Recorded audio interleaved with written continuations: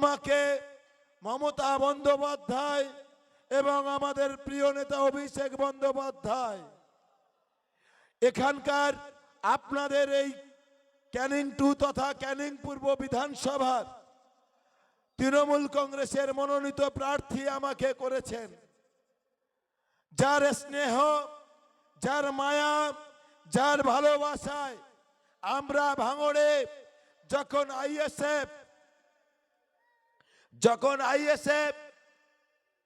যখন আমাদের তৃণমূল কংগ্রেসের কর্মীদের উপর অত্যাচার করছে, আমাদের কর্মীদেরকে 4 জন কর্মীকে খুন করেছে,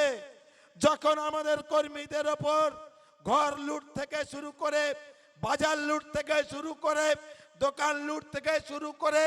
যখন এরকম একটা কঠিন পরিস্থিতি হয় 2023 সাল পর্যন্ত, 21-এ যখন ওরা যেতে 2 বছর ধরে যে নারকীয় অত্যাচার ভাঙড়ের মানুষের উপর করেছে এই নৌসাদ সিদ্দিকীর নেতৃত্বে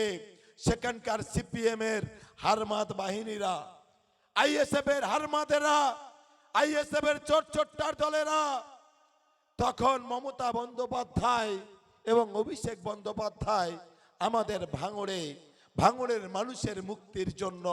যে মানুষটাকে পাঠিয়েছিলেন তিনি আর কেউ নন, তিনি আপনাদের আমাদের প্রিয় নেতা মাননীয় শওকত মোল্লা মহাশয়।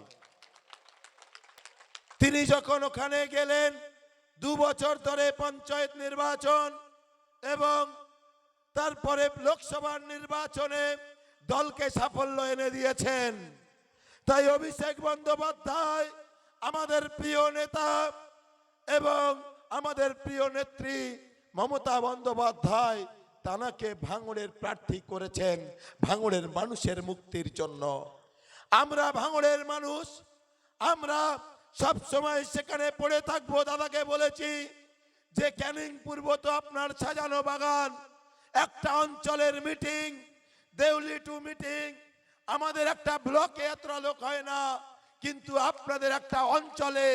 যখন এতটা লোক করতে পারেন এ তো সাজানো বাগান।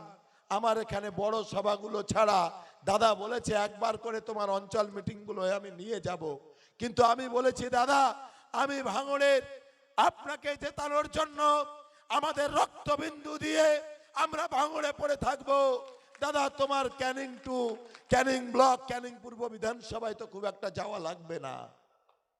দাদাকে বলেছি দাদা তুমি তো ক্যানিং পূর্ব বিধানসভার মালিক, আমরা তো ওখানে মালি হিসাবে